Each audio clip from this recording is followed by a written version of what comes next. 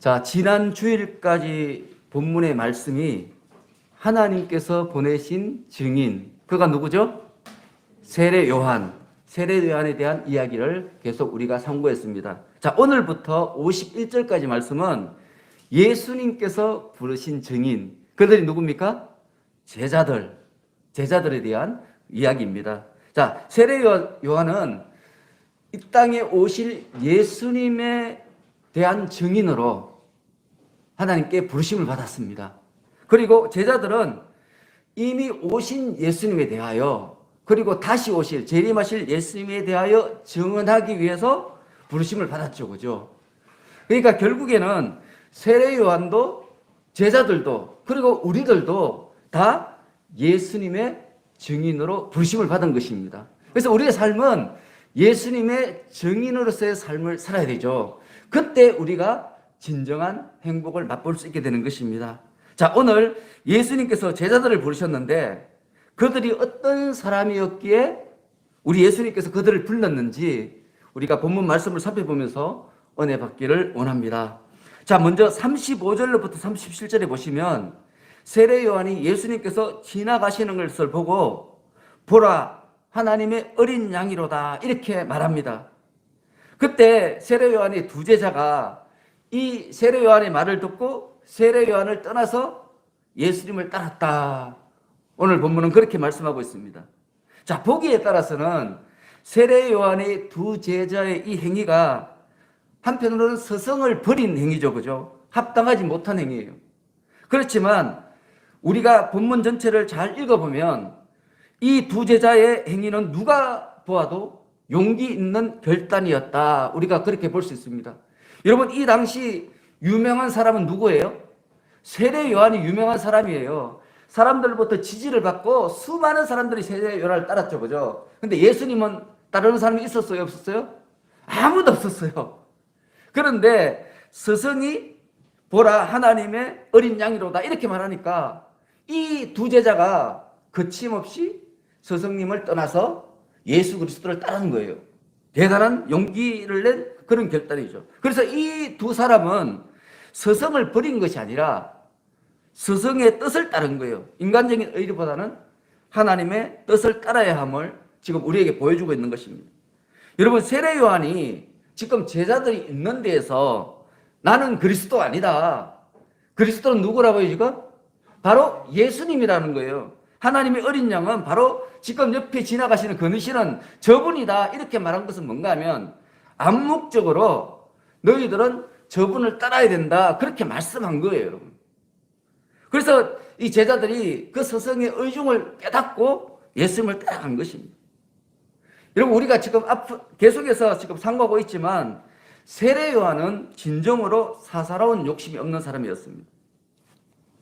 두 제자는 이 스승의 의중을 깨닫고 예수님을 따랐던 것입니다.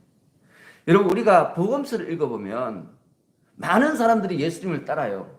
그런데 예수님을 만난 이 사람들이 반응을 하는데 각각 다르게 반응해요. 근데 그 반응을 정리하면 한 세 가지 정도로 우리가 요약할 수 있습니다.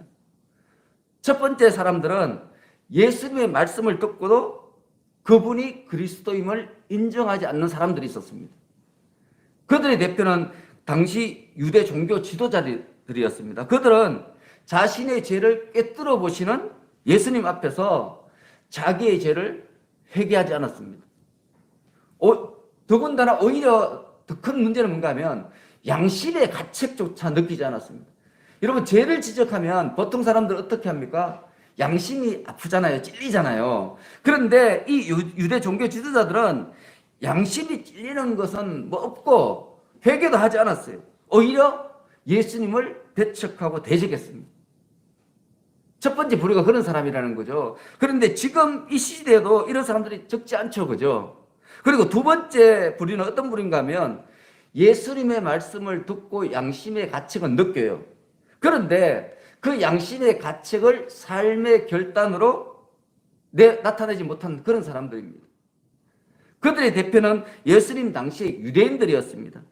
여러분, 이 유대인들은요, 예수님이 가르칠 때 우리가 성경을 읽어보면 밥 먹는 것조차 잊어버리고 예수님의 말씀에 열중했습니다. 그래서 예수님이 그들을 보시고 오병이의 기적을 이렇게까지 하셨잖아요. 그렇죠? 그만큼 이 유대인들이 예수님의 말씀에 감동을 받고 굉장히 예수님의 말씀을 따르기를 그런 마음을 소원했어요. 그런데 이분들의 결정적인 문제는 뭔가 하면 이렇게 감동은 받았는데 그 감동을 삶의 열매로 이어가지는 못했어요. 아, 예수님 말씀 들으니까 너무 좋다. 은혜가 된다. 참 예수님을 믿으면 내가 복받겠고 천국 가겠구나 이런 마음은 드는데 정작 그렇게 살지는 못하는 거죠. 예수님의 뜻대로 살지는 못하는 것입니다. 여러분, 오늘날에도 말씀이 옳다고 인정은 하는데 제자로서의 부름에 응답하지 못하는 용기 없는 사람들이 굉장히 많이 있습니다. 예수님의 제자가 되려면 현실적으로 많은 것을 포기해야 된다는 두려움 때문에 선뜻 나서지는 못하는 거예요. 그 말씀이 좋은데 여기가 좋사오니 거기로 끝나는 거죠. 그런데 여러분, 이러한 사람들은 예수님을 믿음으로써 가질 수 있는 것이 아무것도 없어요. 지식은 같죠, 그죠? 예수님에 대해서는 누구보다 많이 알지만, 하지만 예수님께서 주시는 하나님의 나라는 소유할 수가 없습니다. 성경은 이런 믿음을 죽은 믿음이다 이렇게 말하고 있습니다. 혹시 여러분 스스로를 한번 돌아보시기 바랍니다. 여러분 예수님에 대해서 잘 아시잖아요, 그렇죠? 예수님께서 무슨 일을 하셨는지도 알고 있고 예수님이 여러분들에게 뭘 원하는지도 다 알고 계시잖아요. 그런데 여러분들이 지금 살아가는 삶의 환경 속에서 그 예수님의 말씀에 얼마만큼 순종하냐 이거예요. 여러분들이 살면서 얼마만큼 여러분의 입술에 예수님의 증인으로서의 그 역할을 감당하고 있냐 이거예요. 그런데 그렇게 질문을 하면 대답할 수 있는 사람이 많지 않은 게 또 현실이지 않습니까? 그런데 세 번째 부류가 있어요. 이 사람들은 어떤 사람들인가 하면 예수님의 말씀을 듣고 즉시 실행에 옮긴 사람들입니다. 그들의 대표가 오늘 본문의 제자들이죠, 그죠? 이 사람들은 예수님의 말씀을 듣고 즉시 순종했습니다. 자기의 생각을 첨가하지 않아요. 그냥 예수님 말씀에 순종한 거예요. 미래에 대한 어떤 보장도 없는 상태에서 자기의 삶 전체를 예수님께 맡겼습니다. 이렇게 맡긴 이유는 뭐예요?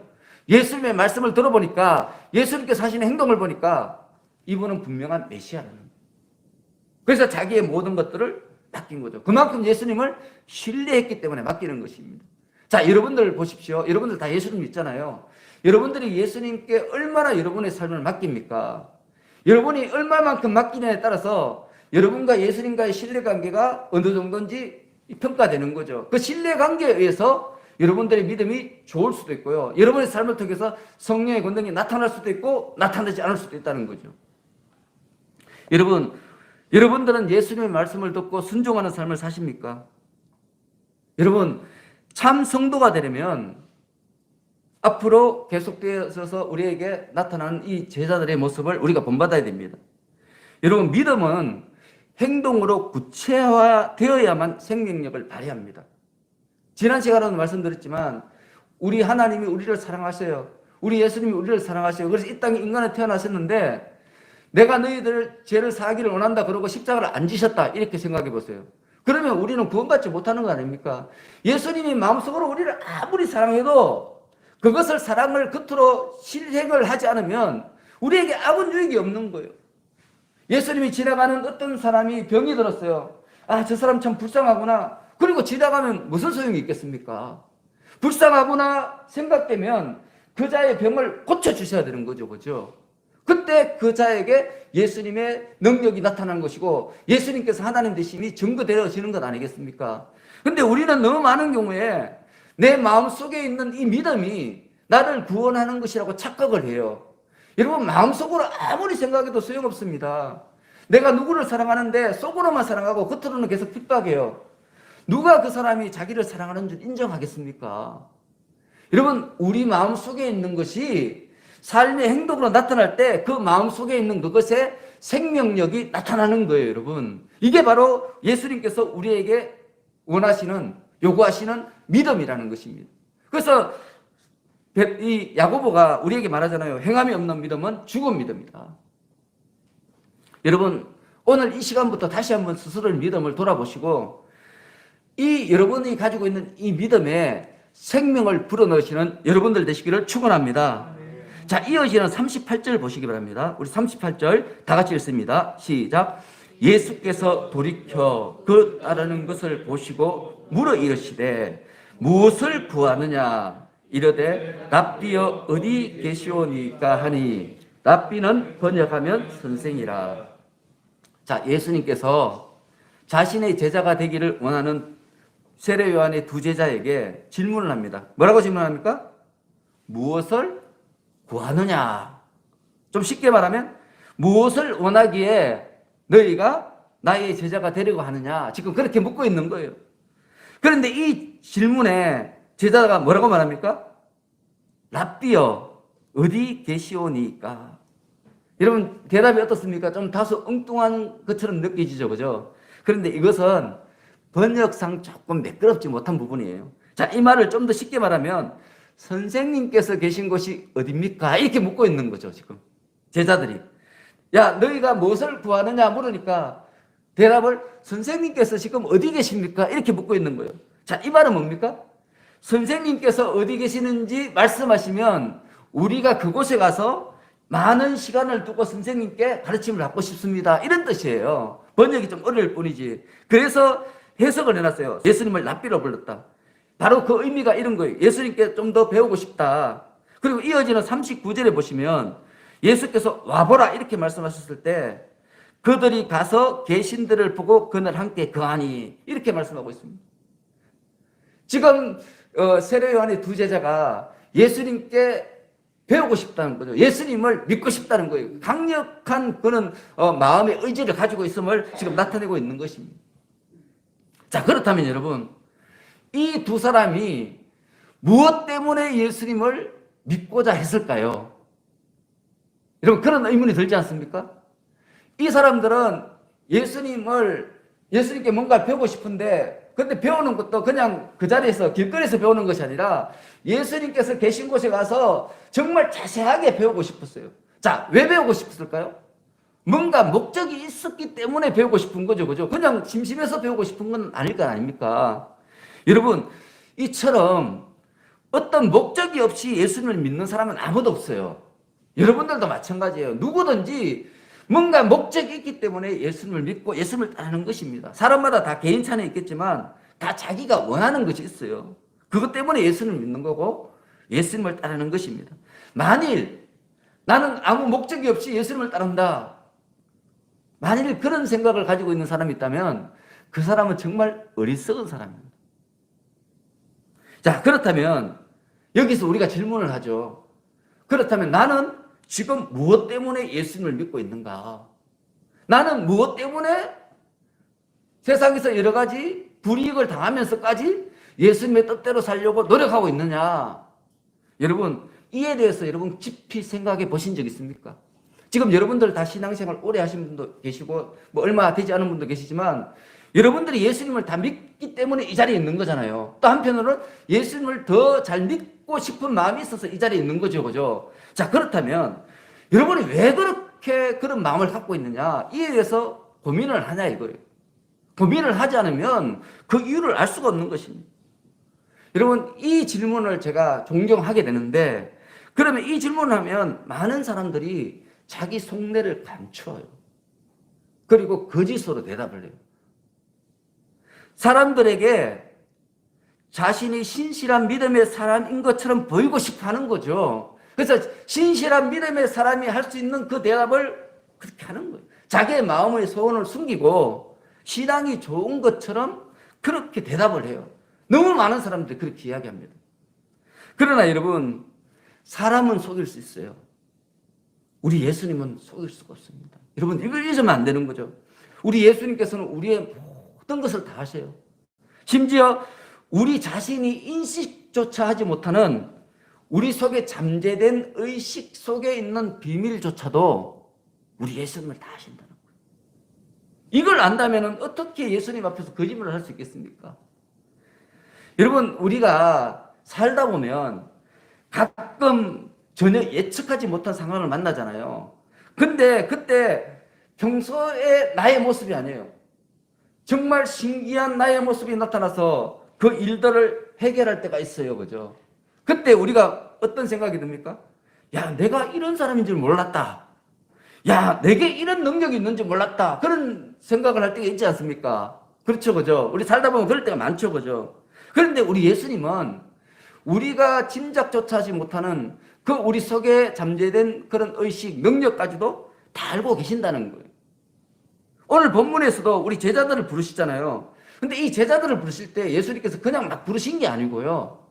그들에게 잠재되어 있는 그 능력을 우리 예수님께서 다 아시기 때문에 그들을 제자로 부르신 것입니다. 자, 그러므로 여러분, 우리들이 우리답게 살려면은 우리를 다 아시고 우리를 도우시는 예수님 앞에 나아가야 되는 거예요. 그렇게 나아가면 오늘 예수님께서 이 두 제자에게 물으시듯이 우리에게 묻는 거예요. 무엇을 구하느냐? 여러분 예수님께 여러분들 이런 질문을 받아본 적 있습니까? 여러분들이 진정으로 예수를 믿으면 예수님께서 반드시 여러분들에게 물으십니다. 네가 무엇을 원하느냐? 네가 무엇을 구하느냐? 물으신다는 거죠. 그런데 여러분, 여기서 더 중요한 것도 하나 있는데 그건 뭔가 하면 지금 예수님께서 제자들에게 네가 무엇을 구하느냐 물으시잖아요. 근데 이 물으시는 것은 예수님께서 이 제자들의 속마음을 몰라서 물으시는 게 아니에요, 여러분. 그게 더 중요합니다. 왜 이렇게 물으시는가 하면 두 제자가 스스로 자기 마음을 돌아보게 하시려는 의도예요. 예수님께서 우리에게 어떤 시험을 하시잖아요. 근데 그 시험은 우리 예수님이 우리를 몰라서 시험하는 게 아닙니다, 여러분. 예수님은 다 아세요. 우리 잠재된 의식까지도 아시는 분이잖아요. 그죠? 우리의 머리털까지 다 세시는 분이 우리 예수님이잖아요. 근데 왜 우리를 시험할 이유가 뭐 있습니까? 다 아시는데 왜 시험하는가 하면 우리 자신은 모르기 때문에 그래요. 우리 스스로는 우리가 어떤 사람인지 모르기 때문에 한번 생각해 보라는 거예요. 네 자신을 돌아보라는 거예요. 네 속에 얼마나 거짓이 있고 네 속에 얼마나 참이 있는지 스스로를 돌아보고 거짓이 있으면 회개하고 참된 믿음이 있으면 그것을 개발하라는 거예요. 우리 예수님이 우리에게 그걸 요구하시는 거죠. 여러분, 그런데 우리가 성경을 계속해서 읽어보면 이 제자들도 처음부터 바른 목표를 가지고 예수님을 믿은 건 아니에요. 처음에는 이 12제자가 모두 다 잘못된 목표를 가지고 예수님을 따랐습니다. 자, 그런데 우리 예수님께서는 이렇게 잘못된 목표를 가지고 예수님을 따르는 이 제자들을 책망하거나 버리지 않으세요. 시간을 두고 인내하시면서 그들에게 진리의 복음을 가르치셨어요. 자, 그런데 그렇게 가르쳐도 이 사람들은 끝까지 깨닫지 못했어요. 지식으로 계속 그 마음속에 있었어요. 근데 이 지식으로 있는 이 예수님의 가르침이 언제 깨닫게 되어지고 이해되어졌는가 하면 오순절 성령 강림 이후에 그걸 깨닫게 된 거예요, 여러분.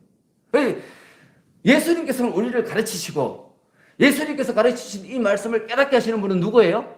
성령님이라는 거예요. 성경은 그것을 굉장히 강력하게 우리에게 말씀하고 있습니다. 그래서 우리가 예수님의 말씀을 읽으면 꼭 그 다음에 해야 될 일이 뭐예요? 그 말씀을 해석하시는 성령님의 음성을 들어야 되는 거죠. 그래서 우리 성경도 우리에게 강조하고 교회도 여러분들에게 많이 강조하는 게 뭐예요? 말씀을 읽고 그 다음에 뭐라고 하라고 했죠? 기도를 하라 그러는 거예요, 여러분. 우리가 말씀을 읽으면 이 말씀은 우리에게 지식으로 다가와요. 근데 이 지식으로 다가온 이 말씀이 생명력을 가지려면은 이 말씀을 해석해 주시는 성령님을 우리가 만나야 되는 거예요. 우리 속에 계신 성령께서 이 말씀을 해석해 주실 때까지 우리가 성령님의 음성에 집중해야 되는 거죠. 그때 그 해석을 받는 순간 우리는 능력 있는 그리스도인이 되는 거예요. 그래서 예수님께서 성령이 너에게 임하시면 땅 끝까지 이르러 내 증인이 되리라 이렇게 말씀하신 거예요. 예수님 말씀 아무리 들어도 성령이 임하시지 않으면 증인이 될 수 있습니까? 없습니까? 못 된다는 거예요. 이건 예수님께서 우리에게 주신 유언이에요. 절대적인 진리의 말씀인 거죠. 그래서 여러분, 어떤 일이 있어도 성경만 읽고 그치면 안 되는 거예요. 성경을 읽었으면 하나님께 간구해야 돼요. 성령님께 의지해야 돼요. 이 말씀을 깨닫게 해 주시옵소서. 그런데 여러분 한번 보십시오. 여러분이 하나님의 말씀을 읽었어요. 그런데 여러분 속에 하나님의 그 말씀에 합당한 마음밭이 준비되지 않다면 어떻게 성령께서 여러분에게 역사하실 수 있습니까? 여러분의 마음밭이 돌밭이고 가시덤불밭이고 뭐 길 까고 막 이러면은 우리 하나님께서 어떻게 여러분 속에 심어준 말씀의 씨앗이 자라나게 할 수 있겠습니까? 여러분의 마음이 옥토가 되어야 되잖아요. 그래서 우리가 기도할 때 항상 우리 스스로를 돌아보게 되는 거예요. 우리 스스로를 돌아보고 먼저 뭘 해요? 기도할 때? 항상 우리가 기도할 때 제일 먼저 하는 게 뭐예요? 회개잖아요. 주님, 제가 알고 지은 죄, 모르고 지은 죄가 있으면 깨닫게 해주시고 회개하게 하여 주시옵소서. 제일 먼저 이 기도를 하고 그 다음부터 하나님의 음성을 듣고, 하나님의 음성을 듣고 난 뒤에 나에게 능력이 없잖아요. 그래서 하나님께서 우리에게 허락하신 것이 강구인 거예요. 그래서 말씀을 읽고, 그때 말씀을 읽음으로 내 속에 있는 죄악들을 발견하고 그 죄를 해결하고 회개하고, 그 다음에 그 하나님께 주신 말씀을 행할 수 있는 능력을 주님께 강구해야 되는 거예요. 이게 우리가 하는 그 기도죠. 그래서 우리가 예수 그리스도를 믿는 이 믿음에는 두 분의 절대적인 도움이 필요해요. 그 두 분 누군가 하면 첫 번째는 예수님의 가르치심, 예수님의 도움이 필요하고요. 두 번째는 우리 그 말씀을 해석해 주시는 성령님의 도움이 필요해요. 그래서 성경은 이 두 분을 별명을 뭐라고 붙였는가 하면 보혜사다, 이렇게 별명을 붙이고 있는 거예요. 우리 예수님이 보혜사이고 또 다른 보혜사이신 성령께서 이 땅에 오신 거예요. 우리에게는 보혜사가 몇 분이 계세요? 두 분이 계신 거예요. 이 두 분에게 우리가 도움을 받아야 되는 거죠. 근데 너무 많은 사람들이 이걸 몰라요. 그래서 말씀은 많이 하는데 그냥 지식으로만 있는 거예요. 지식으로만. 입술로는 사랑한다고 맨날 외치는데 하여튼 뭐 사람들이 없는 데 가면 욕하고 비판하고 비난하고 불법을 막 저지르고 이런 삶을 살잖아요. 이게 뭔가 하면 말씀이 머릿속에만 맴도는 거예요. 머릿속에만. 여러분, 이런 잘못된 신앙에서 벗어나야 돼요. 이런 잘못된 신앙의 대표자들이 누군가 하면 바리새인들이에요. 서기관들이에요. 사두개인들이에요. 그런데 우리는 그들을 욕하면서도 우리가 그런 신앙생활을 지금 하고 있지 않습니까? 그래서 이런 잘못된 신앙생활에서 벗어나는 저와 여러분이 되기를 예수님으로 축원합니다. 자, 이어지는 40절부터 42절 말씀이 매우 중요한 말씀인데, 이 40절부터 42절 말씀은 베드로가 예수님의 제자가 된 경위에 대한 이야기입니다. 이 베드로는 어떤 사람입니까? 예수님의 수제자죠, 그죠? 예수님의 수제자인 베드로가 어떻게 해서 예수님의 제자가 되었는가, 그것에 대해서 오늘 설명하고 있는 거예요. 자, 세례 요한의 제자였다가 예수님을 따르게 된 두 사람 중에 한 사람은 누구예요? 오늘 본문에 따르면 안드레다, 이렇게 말하고 있습니다. 한 사람은 요한복음을 기록한 요한이고요, 한 사람은 안드레였습니다. 그런데 그는 41절에 보시면 예수님의 제자가 되자마자 가장 먼저 자기 형제 시몬에게 예수님에 대하여 전했습니다. 여러분, 그냥 우리가 스쳐 지나가면 아무것도 아닌 것 같은데, 그런데 여러분, 이게 굉장한 일이에요. 얼마나 굉장한 일인가 하면 교회사적으로 기독교 역사상 최초의 전도예요. 이게 뭐든지 최초는 중요하잖아요, 그죠? 성경에 기록된 최초의 전도자는 누구예요 지금? 안드레인 거예요. 그 안드레가 누구에게 전도했어요? 베드로에게. 자, 여러분 보십시오. 안드레가 지금 예수님에 대하여 형제 시몬에게 전했어요. 여러분, 누가 전하라고 명령했어요? 가르쳐줬어요? 아니잖아요, 그죠? 아무도 그에게 예수에 대해서 가르치라, 예수에 대해서 전하라 말하지 않았는데 그는 스스로 다급하게 자기 형제에게 예수님에 대해서 전했어요. 왜요?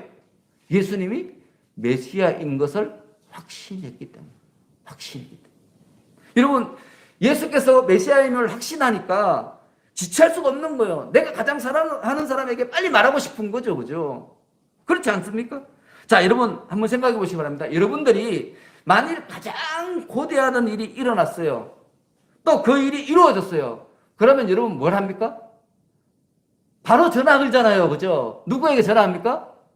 여러분들이 가장 사랑하는 사람에게 빨리 뭐 어떻게 해서든 빨리 전하고 싶어서 마음이 막 이게 안달되잖아요, 그죠? 이게 사람이에요. 모든 것을 다 지쳐두고 그분에게 나에게 일어난 이 복된 소식을 전하게 될 것입니다. 여러분, 안드레가 지금 이렇게 급하게 베드로에게, 시몬에게 복음을 전한 것도 바로 그 이유 때문인 거죠. 그리고 안드레뿐만 아니라 예수를 만난 사람은 누구든지 이 사실을 전하지 않고서는 견디지 못해요. 그래서 예수님이 성령이 너에게 임하시면 땅끝까지 너희가 증인이 되라 그러지 않고요, 되리라 이렇게 했어요. 수동태.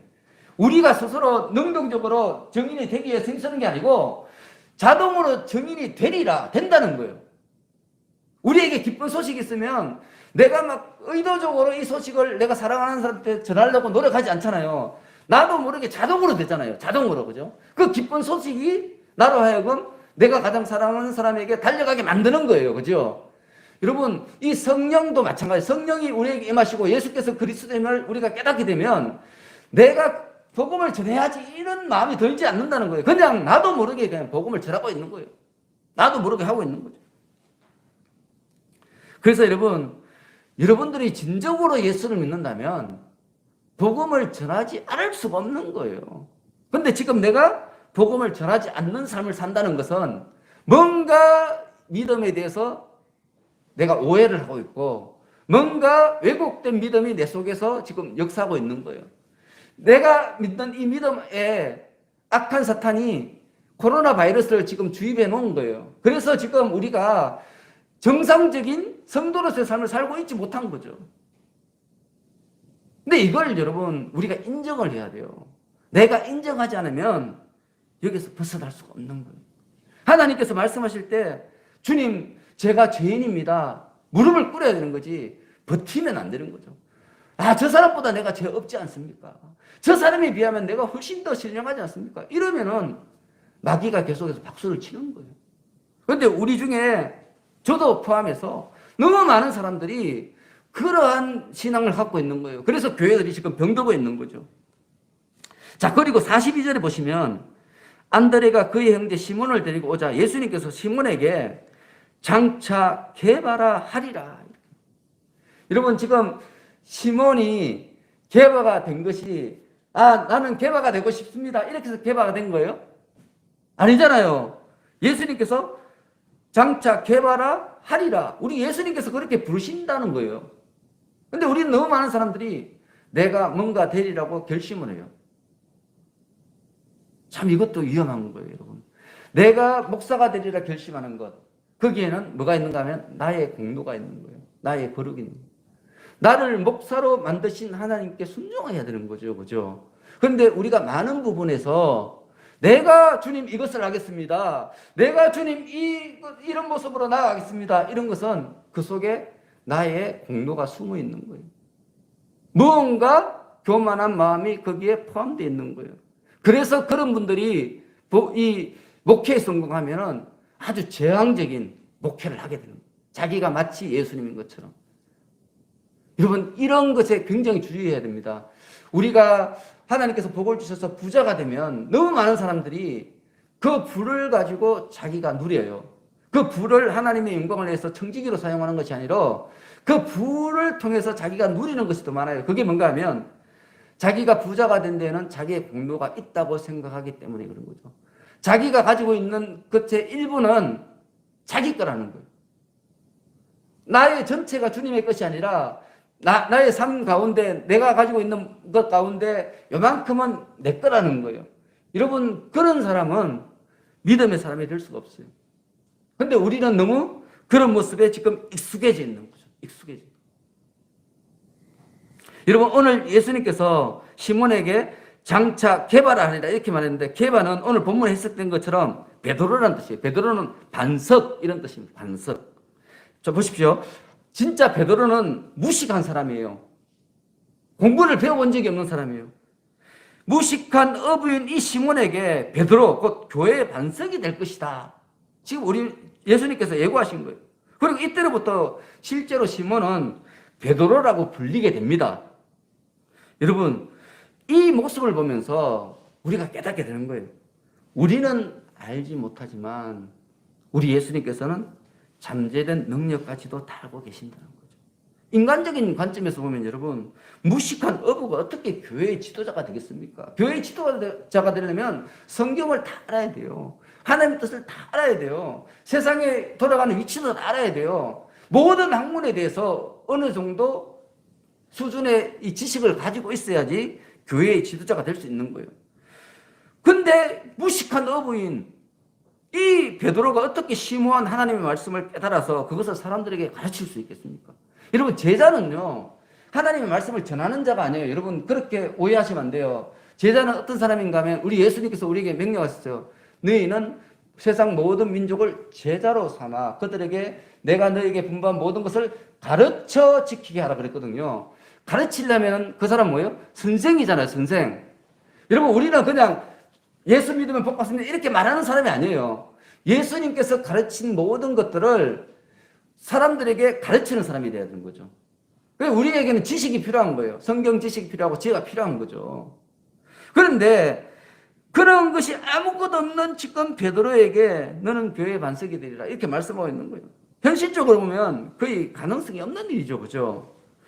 그런데 우리 예수님께서 전혀 가능성이 없는 이 일을 아무도 예측할 수 없는 그 베드로의 숨겨진 이 면모를 처음부터 보셨다는 거예요. 여러분, 베드로가 얼마나 멋지게 교회의 반석으로서 역할을 감당합니까? 나중에는 십자가에 거꾸로 못 박혀 죽으셨어요. 순교하셨어요. 그만큼 베드로는 대단한 능력의 사도로서의 그 일을 잘 감당했습니다.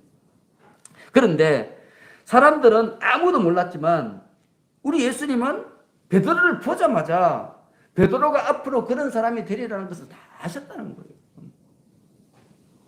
우리 예수님은 모든 것을 다 아시는 분입니다. 우리의 과거는 물론 현재와 미래까지도 세세하게 다 아십니다. 성경은 이를 빗대서 창세전에 이미 우리를 택하셨다 이렇게 말합니다. 여러분, 창세전에 우리를 택하셨대요. 얼마만큼 잘 아시면 세상이 창조되기 전부터 우리를 선택하셨을까요? 그만큼 확신이 있으신 거죠. 우리 하나님께서는 우리에 대해서.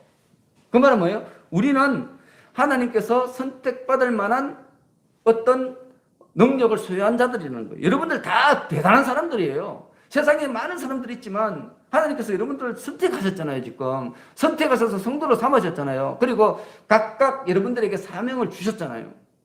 그런데 문제는 뭐예요? 이걸 여러분들이 잘 모르니까 넘어지는 거예요. 이 사도들도 그걸 몰랐을 때는 계속 넘어졌어요. 예수님에게 사탄이라는 말까지 들으면서. 그렇지 않습니까? 얼마나 많은 실수를 했습니까? 그런데 이 사람들에게 뭐가 임했어요? 성령께서 임하시니까 그 다음부터는 실수가 아주 많이 줄어들었어요. 아주 많이, 극히 줄어들었어요. 여러분, 그래서 우리가 성령님을 영접하는 것이 중요한 거죠. 중요한 거죠. 예수님을 바로 믿기 위해서는 반드시 성령님을 영접해야 되는 거예요. 성령님을 영접하지 못하면 깨닫지를 못하는 거예요. 여러분은 지금 이 세상 살아가는 여러분의 삶이 하나님의 계획의 일부라는 것을 믿습니까? 여러분, 정말 성경은 우리에게 그걸 강력하게 말씀하고 있습니다. 여러분이 말하는 말 한마디가 하나님의 계획 속에 있는 거라는 거예요. 그런데 여러분, 청지기로서 우리 역할을 감당하지 못하고 마귀에게 휘둘려서 우리가 당연히 마땅히 해야 될 말을 하지 못한다면 얼마나 우리 하나님께서 마음이 아프시겠어요. 우리는 다 하나님의 동력자잖아요. 그죠? 하나님께서 일방적으로 우리를 밀고 나가시는, 우리는 하나님의 노예가 아니에요. 우리 로봇가 아니에요. 어떤 프로그램이 아니에요. 우리 하나님께서는 우리를 동력자로 삼아주신 거예요. 하나님께서 하실 일과 우리가 해야 될 일이 합쳐질 때 하나님의 영광이 드러나는 거죠. 성경은 그것을 우리에게 강력하게 말씀하고 있죠. 그죠? 그러므로 여러분, 우리는 무엇보다도 예수님을 알기에 힘써야 되는 거예요. 우리가 해야 될 일이 있는 거죠. 가만히 있다고 우리 예수님 다 가르쳐 주시는 거 아니에요. 우리 이 사도들도 얼마나 많은 실수, 3년 동안 먹지도 못하고 편한 데 자지도 못하고 훈련을 받았어요. 그런 훈련의 결과가 바로 복음이 전 세계에 전해지는 아름다운 열매로 맺혀진 거예요, 여러분. 이게 없었으면 할 수가 없는 거죠. 그런데 우리는 이러한 것들은 아무것도 하기를 원하지 않고 그냥 남들이 해놓은 이 반석 위에서 편하게 신앙생활하고 그냥 열매만 따먹기를 원하니까 주님의 역사가 우리 가운데 일어나지 못하고 있는 것입니다. 여러분, 우리 주님께서는 우리를 잘 알고 계세요. 우리의 숨겨진 장점들도 다 알고 계세요. 그렇다면 여러분, 우리가 어떻게 해야 되겠습니까? 주님께 물어봐야 되는 거죠. 주님, 제 장점은 무엇입니까? 제가 알지 못하는, 제가 주님을 위해서 쓸 수 있는 능력은 무엇입니까? 물으셔야 됩니다. 그때 우리 주님께서 일러주시는 겁니다.